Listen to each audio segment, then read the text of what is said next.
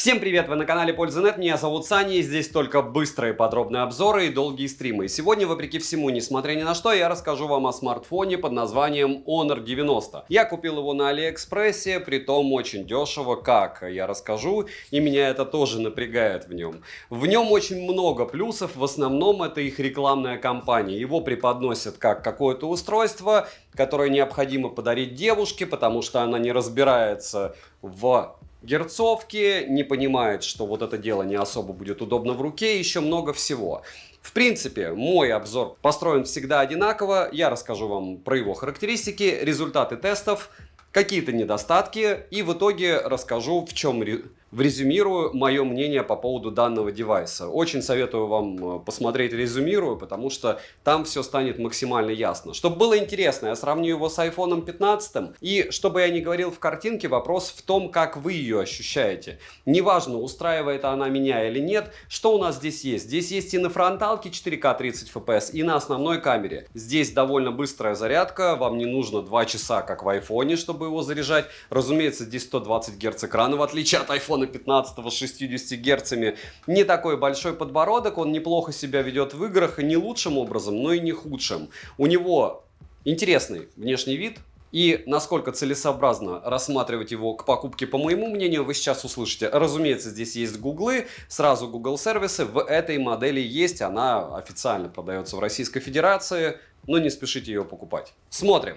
Распаковка. Поставляется Honor 90 в белой обыкновенной коробке из плотного картона. На упаковке есть название модели и краткая характеристика. Пакинг стандартный, в комплекте мы имеем сам смартфон с наклеенной защитной пленкой, чехла в комплекте нет, краткое руководство, кабель с Type-C на Type-C, блок питания на 66 Вт, но опять же не у всех, у меня допустим его не было, и ключ для извлечения слота, он прорезиненный на 2 нано-сим-карты. Весит смартфон без чехла 185 граммов, а габариты составляют 161 на 74 на 8 мм. Розыгрыши море, читаем описание, какие сейчас актуальны. Постоянно это 5 Mi Band. 7 серия разыгрывается за лайк, подписку и комментарий к любому видео ежемесячно. Подписывайтесь с колоколом. Не забудьте подписаться на телеграм-канал скидок взаимопомощи и мой личный телеграм-канал по ссылкам в описании. Там много всего полезного. Перейдем же к смартфону. Полетели. Поставляется данный девайс в серебристой, синей, черной и зеленой расцветке. Первые две расцветки выглядят странно, как по мне, но думаю, кому-то однозначно понравится. У меня на руках смартфон в зеленой расцветке, дизайн Honor 90 по мне интересный, тыльная часть выполнена из матового пластика, а рамка из глянцевого пластика. Сборка хорошая, как и качество материалов. Заявленной водонепроницаемости нет, что неудивительно, так как это средняк. А так, наверное, это просто дорогой бюджетник ближе к нему, если не смотреть на цену. Лежит Honor 90 в руке, удобно из-за закругленных краев, пользоваться им одной рукой не совсем комфортно, но можно. Из-за закругленных краев, опять же, по моему опыту, есть ложные нажатия. На корпусе расположена кнопка питания, качели регулировки громкости, разъем USB Type-C OTG версии 2.0, что плохо, но стандартно, микрофоны и динамик. Первый фейл — это монозвук, что, конечно, учитывая стоимость, звучит как шутка. Но нет, серьезно, здесь моно. Вибромотор средний, но приятный и не настраиваемый. Мини-джека, как и ИК-порта, не завезли, что еще один фейл. Такое ощущение, что они отрезали все, за что можно сказать: вот стандартный смартфон, средняк, молодец. Летим дальше. Смартфон оснащен AMOLED-дисплеем на 6,7 дюйма с разрешением 2664 на 1200 пикселей, 1,5К. В настройках разрешения можно поставить меньше для экономии заряда энергии, что, к слову, для этой модели будет актуально. Экран имеет золотой сертификат DxO Mark, с чем я не соглашусь. Экран с закругленными краями, подбородок у экрана есть, но он небольшой. Соотношение сторон 19,98 к 9. Соотношение экрана к корпусу 93,3%. Имеется поддержка HDR10+. Плотность пикселей чуть выше, чем у стандартных средняков 435 ppi, но не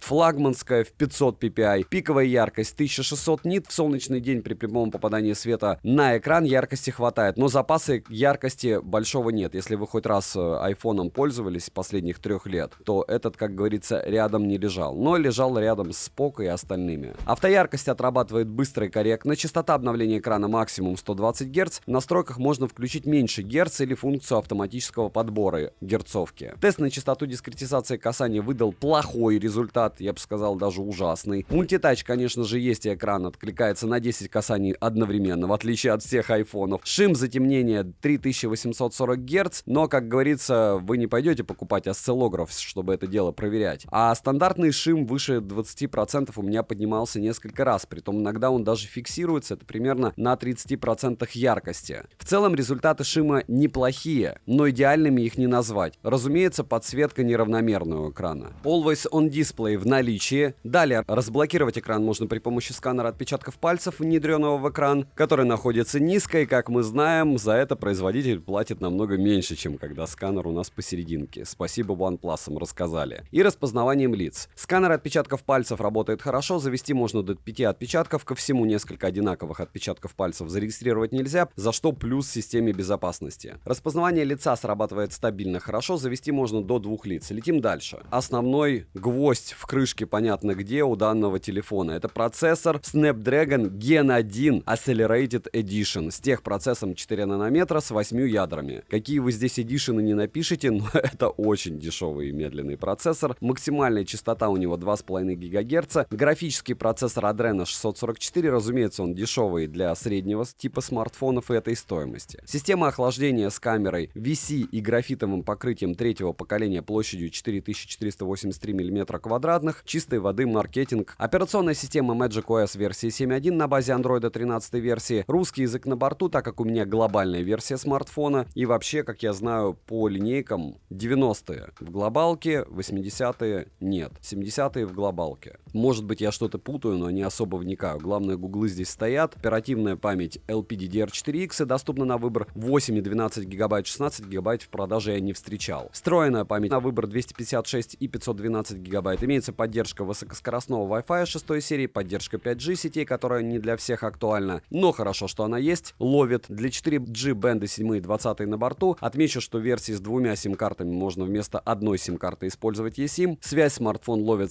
неплохо и ультразвуковой датчик приближения не подводил. Bluetooth версии 5.2, странно, что даже не 5.3 NFC поддерживается. Можно устанавливать МРП и оплачивать покупки NFC модулем. GPS работает плохо, местоположение определяется очень долго. По моим тестам смартфон выдает точность 4 метра. Аккумулятор емкостью 5000 мАч в PC-марке. Смартфон выдал 7 часов 18 минут. Тест я проводил при 120 Гц на максимальной яркости. Work Performance смартфон показал 11654. Смартфон поддерживает быструю зарядку на 66 Вт. Разумеется, беспроводной зарядки нет. С 0 до сотки от родной зарядки он будет заряжаться у вас около 50 минут. До 50% 20 с лишним минут. При просмотре видео на YouTube на максимальной яркости уходит около 9% заряда. В Genshin Impact у меня поедал он на максимальной яркости 30% в час. В играх с одновременным стримингом на Twitch PUBG, допустим, в среднем уходит 25% заряда. На лайв-канале есть запись, можете посмотреть. FPS сильно проседает, смартфон быстро нагревается, яркость сбрасывает, но не до минимума, и сенсорный отклик не радует. То есть играть комфортно, если забыть про сенсорный отклик. Genshin Impact запускается, кстати, за 30 секунд. Подключение MSHL Honor 90 не поддерживает. Перейдем же к тестам. Тротлинг тест проходит очень плохо, 171 гипс минимально, максимально 334 гипса и в среднем 238 гипсов на 100 потоках при 60 минутах. Смартфон начал тротлить после 5 минуты. В Geekbench 6 в сингл-коре 1084, в мультикоре 2835, в GPU OpenCL Score 2614, 3D Mark показал Wildlife 3152, Wildlife Extreme 865, Wildlife Stress Test 3155, Wildlife Extreme Stress Test 857. При этом в тестах он показал хорошую устойчивость, во всяком случае в 3D Mark, в остальных нет. Вантуту выдал результат очень скромный, 642 тысячи попугаев, потратив целых 5% заряда за тест. Storage тест показал хорошие для этого типа памяти 93 тысячи, 45-минутный стресс-тест прошел не лучшим образом, результаты вы видите на экране, скажем прямо, все плохо.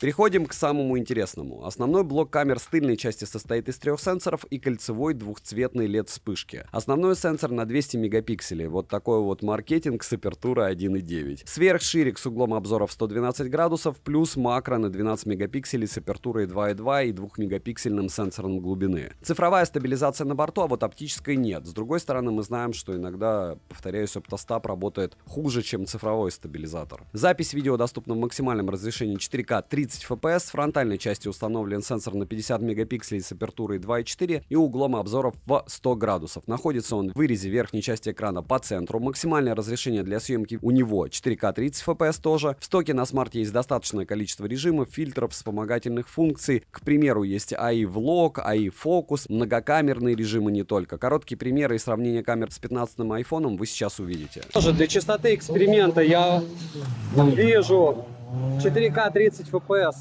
на яблоке и 4К 30 FPS на Honor 90. Никаких траблов с этим нет. И 4К 60 FPS Honor не сможет снимать. Но ничего критичного, я думаю, в этом нет. Почему? Потому что, опять же, я точно не понимаю людей, которые гипотетически приобретут данный смартфон. Это за гранью моего понимания. Наверное, это и хорошо. А у Honor можно переключать режим на фронталку. У яблока это делать нельзя. Ультраширики. Напоминаю, что iPhone 15 тоже абсолютный сюр приобретать за такие деньги. У одного нет стерео, у другого нет даже 90 или 120 FPS. У яблока 15 только 60 FPS, 60 Гц на экране. Ну и, разумеется, выше 60 FPS в играх не будет. Как-то яблоко колбасит, по-моему, на ультраширике. Очень странно. Напоминаю, что его, разумеется, не допилили, но и Honor новый смартфон. Так что странно. А вот фронталку я буду мучить только при 4К 60 FPS у яблока и 4К 30 FPS на Honor. Вот так вы себя сможете снимать. Волос много, зато видно, как они отделяются от фона. Во всем есть, как говорится, свои плюсы и минусы. Если говорить про Honor, можно делать еще X1, но это абсолютно бесполезная приблуда. Почему? Потому что на яблоке мы зумировать не можем. Вот такие вот дела.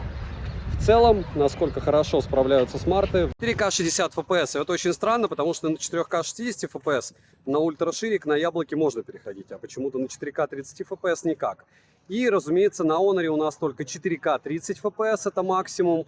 Вот так вы сможете снимать днем в идеальных условиях обстановки, когда у нас рассеянный свет, нет, видите, теней нету. Вот, нет никакого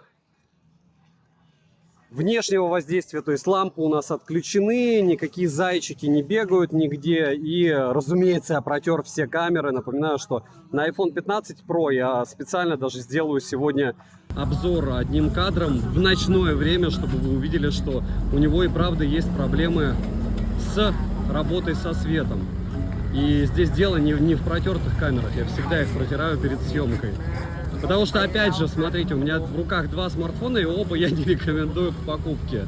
Но, возможно, кто-то из вас планирует их приобрести, поэтому думаю, что информация, опять же, будет полезна.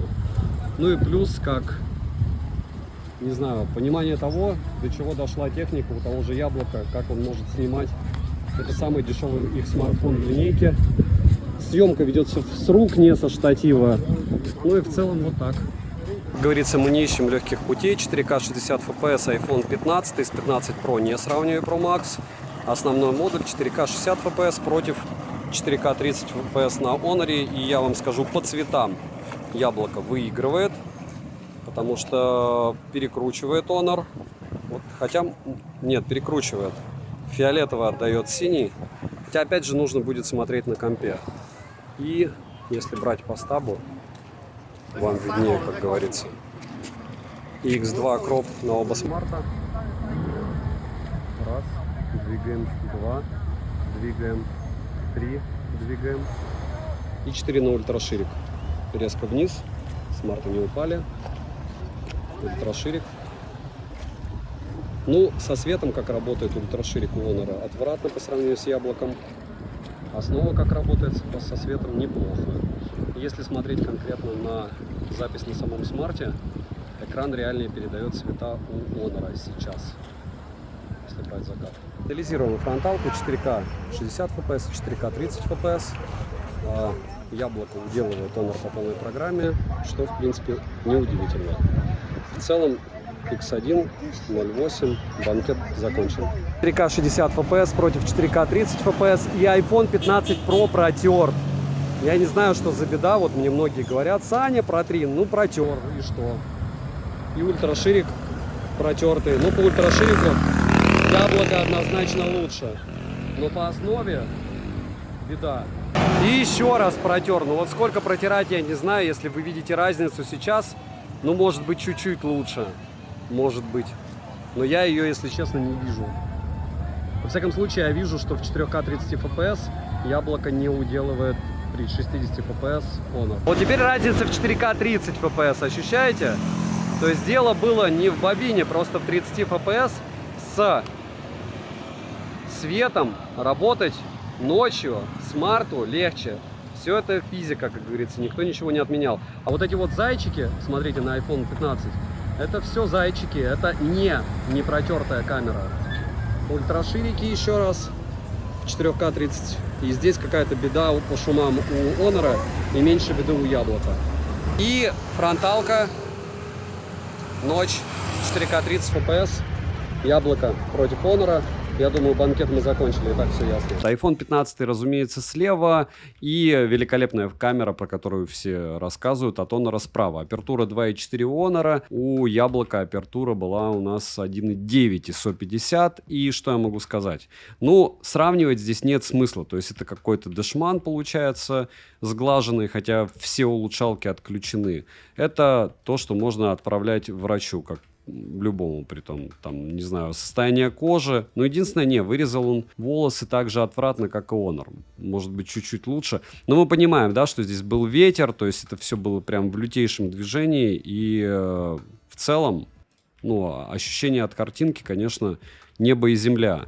То есть здесь абсолютно другой уровень. Опять же, да, мы помним о разнице в стоимости устройства. И здесь, я уверен, вы тоже сразу поймете, где у нас яблоко, а где у нас Honor. Здесь у нас справа Honor, потому что все так гладенько. Ну, в принципе, да, правильно говорят, что вот женщинам пойдет, потому что ты включаешь вроде без всяких улучшалок, а ощущение, что тебе косметики тонну на лицо налепили, и тебе ее можно еще избивать. Здесь он тоже не самая удачная фотография у яблока, но у него хотя бы реально видны тени, цвет кожи более-менее адекватный. И, повторяюсь, я не выбираю одну из 10 лучших фотографий, я просто делаю несколько фотографий в одинаковых условиях на разные смартфоны. Разумеется, на яблоко можно лучше сфотографировать, и, разумеется, можно лучше сфотографировать на Honor. И еще одна фотография. Кстати, особо спасибо аудитории, которая не говорит, что почему ты только себя снимаешь, снимай народ, потому что вам проще всего по мне определять. Я везде одинаковый во всех фотографиях, на всех смартфонах. Можете смотреть, что лучше справляется, что хуже. Здесь у нас, еще раз повторяемся, что iPhone 15 и, разумеется, исходники все будут у меня в телеге. Если говорить о ощущении от фотографии, ну, вы сами все видите. Здесь живенько. Здесь тоже живенько, кстати. Неплохая фотография получилась на Honor. Но если вы начинаете приближать, то вот здесь цвета, допустим, 7 Select, вот эта семерка, видите, красная? Она должна быть красная. Вот как просто найти по цветам, что не так. Если говорить о в целом фотографии, допустим, попробуем мы облака посмотреть. Вот здесь у нас видны облака. Контраст не перекручен, цвета соответствуют. И кто говорит, что яблоки плохо фотографируют? Ну и повторяюсь, когда у тебя средняк, то понятно, что хочется видеть, что прям там что-то. Но здесь тоже видно, вот смотрите. Что здесь? Разумеется, слева Honor, а справа яблоко. Возможно, вы не видите, потому что вы не перед монитором, поэтому скачиваете. И небо и земля по ощущению от фотографии, и по цветам, и по детальности, козырьки здесь посмотрите, еще что-то. И насколько топовое здесь фото на 200 мегапикселей, да хоть миллион напишите. Допустим, здесь по надписи все без движения было. То есть я стоял, фотографировал. Ну, плохо. Рассеянный свет, ничего не мешает, ни бликов, ничего. Движение машины, смотрите, она как ехала, так и едет. То есть она здесь не остановилась. Но в движении Honor что-то не понравилось. Яблоко справилось, что неудивительно, опять же. Ну что, если вы досмотрели до этого момента, то вы супер молодец. Если говорить о...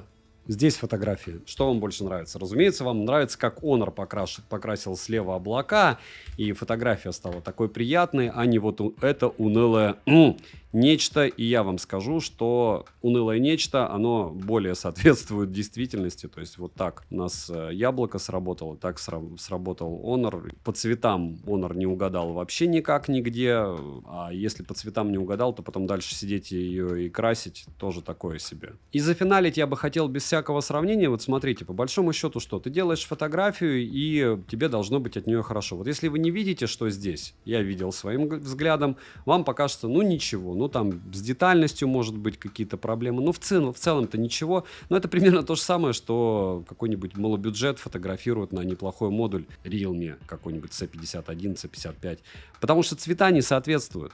Здесь у нас контраст выкручен, и в целом многим фотографий будет достаточно. Но у Honor еще один огромный минус, поэтому я отдельно фотку эту показал вам, в том, что он очень сильно ухудшает качество фотографий при выгрузке в Телеграме, допустим, в том же.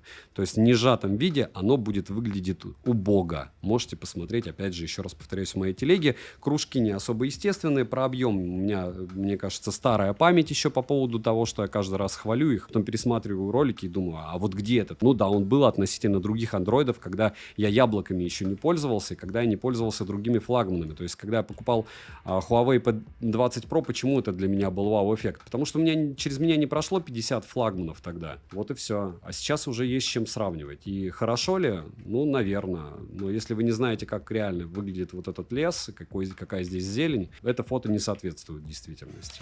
4К 30 FPS, всем, кто хочет стать фудблогерами, 0.3, X1 и X2. Это а-ля сосиски, но это не важно. Важно, как это дело снимает. И старбаксовская желтая кружка. Вообще мне нравится его съемка. Хотя ограничение 15 минут.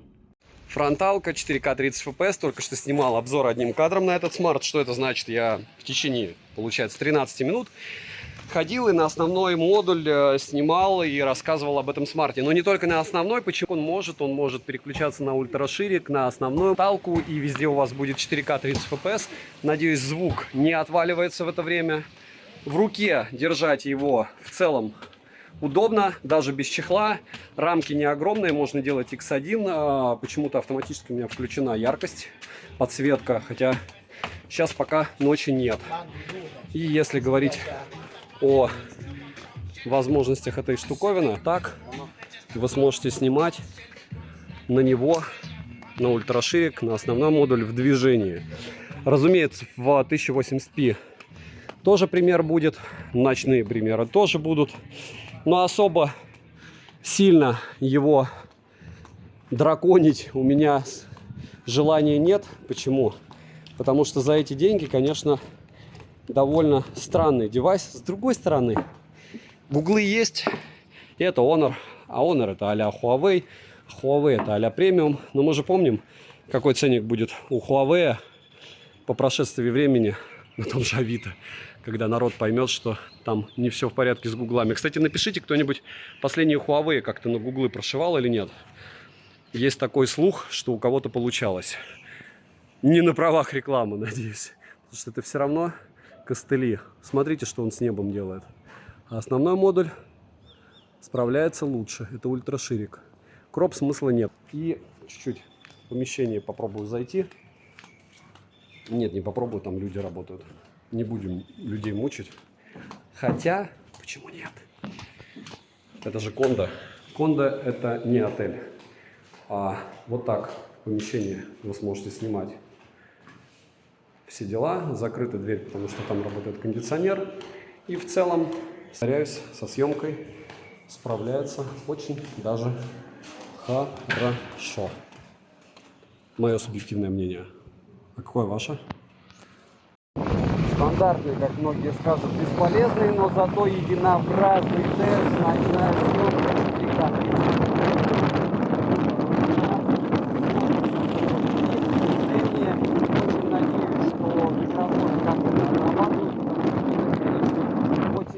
Хотя я еду с 140 километров на но кто катает на байке, прекрасно знает. И разумеется, если брать какие-то вещи для байка, то можно GoPro 9, 7, 8, 10, неважно какая цифра, только GoPro. Там, конечно, картинка будет требовать. Но это с одной стороны, с другой стороны, смотрите, я перешел на ультраширик, я его с вами сравниваю, для того, чтобы понять, насколько далеко ушли по съемке основные модули, конечно, основной модуль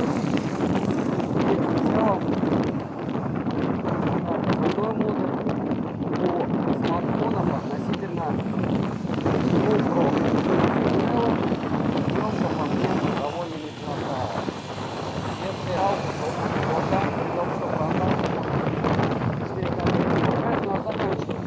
потому что ни к чему хорошему, как мне правильно пишут в комментариях, он не приведет. Нужно первым и всем фудблогерам посвящается, если захотите всякие штуки снимать. В общем, если у вас слюни потекли от креветок, очень подлые обзоры. Запоминайте, если примеры видео вас такие не интересуют, то до них не досматривайте. Только тесты. А ультраширик вот так будет снимать, основа так. И в тех же условиях, чтобы вы понимали, какой здесь ничего волшебного. И, кстати, ну, выгляжу как минимум странно. Но здесь есть шумоподавление, которое включается, и можно выключать, разумеется, подсветку. И можно на 0.8 переходить. Но выгляжу я, конечно, очень странно, как будто здесь мейкап, притом женский, какой-то пересвет. И еще немного лифта, еще немного фронталки, 0.8, X1. Вообще не нравится мне вот эта вот украшалка у них. Ну что же, 4К 30 FPS, здесь можно ставить видео на так делать, включать фронталку, основу, кстати, на фронталке 0.8 комфортная, можно делать X1 некомфортно. С фронталкой у меня своя история, почему? Потому что по мне она очень сильно все искажает. Ультраширик вообще, ну вы видите, ночью легче всего сравнивать вообще сенсор. Вот он ультраширик и вот он ширик, и все. И нечего здесь рассуждать и говорить. Если говорить про X2, ну, напоминаю, что в 4К 30 FPS будет съемка намного лучше, чем в 4К 60 FPS ночью. Опять же, не по плавности, но по тому, насколько все будет четко. И в целом, кроп смысла смотреть нет, это X2. Та же локация, кстати, посмотрите, будет скоро обзор на, или уже был, на iPhone 15 Pro. И я там сравнивал его с 13 Pro Max. И я вам скажу, вот это вот с ультрашириком беда, это беда. А если говорить про основу, ну, могут они соперничать, могут. Не соперничать, скажем так, но на хорошем уровне у Honor камера здесь. И самое любимое всеми, это мультикамера, можно менять ее, можно делать X5, можно менять положение, можно делать так, можно делать сяк. Но в целом могу сказать одно. Вот эти все приблуды, они, конечно, классные, но когда у тебя освещения не хватает, ты вспоминаешь про другой стоимости смартфона. Хотя вот опять же, все эти штучки интересны, можно X2 сразу. То есть вам не надо не качать никакое там приложение, а у вас сразу в стоке есть все для того, чтобы вести эти репортажи какие-нибудь там магические. И все у вас будет волшебно. Почему-то здесь еще есть X1, X2, X3. А запись с обычной скоростью можно еще и ускорять. Можно шумоподавление включать, можно подсветку включать. И основа в маке. Ультраширик, X2. Видите, какое запотевшее все. Ну что же, начнем с попытки снимать в 4К 30 FPS. Потом я перейду на попытку снимать в 1080p 60 FPS, потому что так качество будет лучше. Вот сейчас ультраширик, осуждающие взгляды, кроп X2, основа. И вот так примерно вы сможете снимать в идеальных условиях обстановки. Почему? Потому что в сенсор ничего не бьет, ничего не происходит. Фронталку также вы можете использовать на 0.8, на X1. Никаких проблем. Надеюсь, что вы меня видите и слышите хорошо, но повторяюсь, что, кстати, когда я сделал видео, я все кричал про оноровский объем, но ничего супер фееричного я там не увидел. Снимает он неплохо, но я говорю, учитывая суммарное количество минусов, вы поняли, я думаю. Так, а вот теперь у нас 1080p 60 FPS, я не понимаю почему, но я не могу уйти на ультраширик. Очень странные дела. Но в 1080p 60 FPS вот так вы сможете снимать. Плюс На фронталку и снимать себя. Наверное, 0.8 удобнее. Насчет плавности и всего решать вам. Здесь есть усиление, кстати, шумоподавление включено. Вот сейчас я включил только шумоподавление. До этого шумоподавление было отключено. Насколько хорошо вы видите, слышите, решать вам. 4К 30 FPS, любимое время для ночной съемки. То место понятно, почему никогда не снимаю. И вот так Crop X2. Получается X6 максимум. Ага, теперь понятно, ультраширик. И вот так вы сможете снимать основа на камеру данного смартфона. X2, X6. Так, ну и стандартно для Honor мультивидео, разумеется, можно извращаться по полной программе. X5, все это кропа бесполезная. И снова возвращаясь к тому, что можно ставить паузу, можно менять камеры. Скажем так, вы зато видите сейчас между кропом и основой разницу в цветах. И так быть не должно вообще. Ладно, заканчивая банкет с этим смартфоном. Итак, слишком много чести Honor. Ну, примерно так вы сможете снимать. И еще раз на фронталку, кстати, Super Macro я тестировать не буду, потому что, ну, это затычка. Это прям затычка-затычка. И HDR видео, абсолютно не понимаю, зачем оно, но в вечернее время оно бесполезно, как вы видите, это Crop X2. Основа 4К 30 FPS, разумеется, не могу не снять такое количество огоньков. Классно выглядит. 4К 30 FPS, ночной пример съемки, и это основа. Вот как раз на основу видно сразу все. И ультраширик. Ультраширик мрачный, все протерто. 4К 30 FPS, впервые код у меня в ролике. Как-то говорится, ультраширик, основа, Crop X2. Дешевое выпрашивание мимишности. Но я не кошатник вообще. Цвета передает, ну, наверное, близко к натуральному, но чуть-чуть перекручиваю. Минусы: нет мини-джека, нет АК-порта, нет стерео, медленный GPS, не оптимизированное энергопотребление, нет оптической стабилизации телевика, нет защиты от влаги, нет возможности установить microSD, плохой сенсорный отклик и, разумеется, просто конский ценник. Цену можете посмотреть по ссылке в описании к видео. Не забудьте подписаться на телеграм-канал Скидок Взаимопомощи и мой личный телеграм-канал по ссылкам в описании. Всем огромное спасибо за просмотр. Ну а самое интересное я, разумеется, расскажу вам сейчас. Ну и резюмировать мне бы хотелось на камеру этого смартфона. Сейчас я не буду рассказывать о том, что здесь супер крутой объем, потому что я пересмотрел то, что он снимает. Он перекручивает цвета, и можете, опять же, в моей личной телеге пересмотреть исходные фотографии. Ничего здесь супер фееричного нет.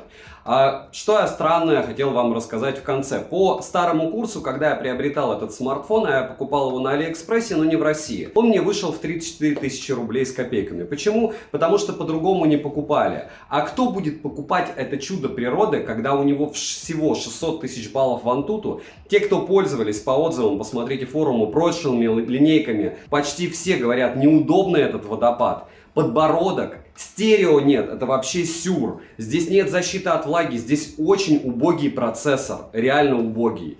Если говорить о работе Wi-Fi или еще чего-то, это один из самых нестабильных телефонов по многим моментам. Я очумел с него в телегу выгружать, что через Wi-Fi гигабитный, что через сотовую связь. Понятно, что после того, как они выгрузили это чудо природы, его никто не покупал, а благосфера должна вам его пихать из разряда телефон для женщин, потому что они не разбираются в железках. То есть вы себе враги, вы купите своей даме какой-то смарт, у которого, кстати, есть шим. Я не знаю, как его сложно не заметить. На 26% он в определенном моменте поднимается и опускается до 20. То есть шим здесь приличный. Насчет того, что я не буду покупать осциллограф, чтобы проверять этот экран, разумеется, нет. Я вижу тротлинг этого телефона, я вижу, что они обещали, начиная от зарядки и заканчивая ощущением от экрана и тактильными ощущениями. И что получилось в итоге? В итоге смартфон, я не скажу, что плохой. Я могу рекомендовать его к покупке. Но за те деньги, что я его брал, 34 тысячи, это перебор. За 40 это просто бред.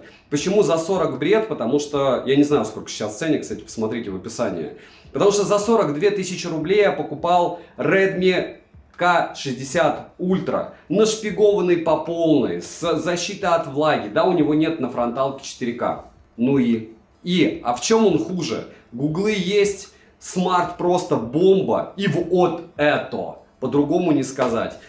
Если брать другие Xiaomi-шные линейки, либо брать те же линейки от BBK за 40 тысяч, плюс-минус, хорошо, $400, вы можете купить такое бешеное количество девайсов, не кастрированных, по-другому не сказать, потому что это устройство для того, чтобы впарить дешевый процессор за огромные деньги. Никакой здесь плотности пикселей у экрана в 500 ppi, как у флагманов, нет. Я не знаю, в чем этот экран прям супер. Что здесь есть, беспроводная зарядка или защита от влаги? Я не знаю, чего они там курят. Оптическая стабилизация сюда даже для рекламы не запихали, потому что, я еще раз повторяю, что иногда оптостаб хуже, чем цифровой стаб. В целом, телефон создан для того, чтобы продать вам задорого старое железо, напомнить о том, что Honor делает неплохие фотографии, неплохое видео, и, наверное, сказать вам, что если у вас есть старые линейки Honor, лучше их не менять. Да, здесь фронталка лучше работает, уже посмотрите, обзоров хватает на YouTube. Но и все. За эти деньги, за которые они просят, они должны еще в подарок один такой смартфон давать. Но это я утрирую, но в моем понимании, вот на старте продаж я его купил за $340, без зарядки. Окей, у меня в комплекте не было зарядки, хотя это глобалка. Красный ценник у него $300. $300, и у тебя, ты можешь признаться себе, смартфон даже без стерео. Вы понимаете, как это звучит? Смарт даже без стерео. От меня девайсу, как тому, вот, что собрали хорошо, работает нормально, экран неудобный, есть свои минусы, но в целом да, особенно гуглы на такой камере это хорошо. Надеюсь, что обзор был вам полезен. Во всяком случае, купил, рассказал, разумеется, продам. С этим бы я не ходил. Добра и удачи вам, дорогие друзья!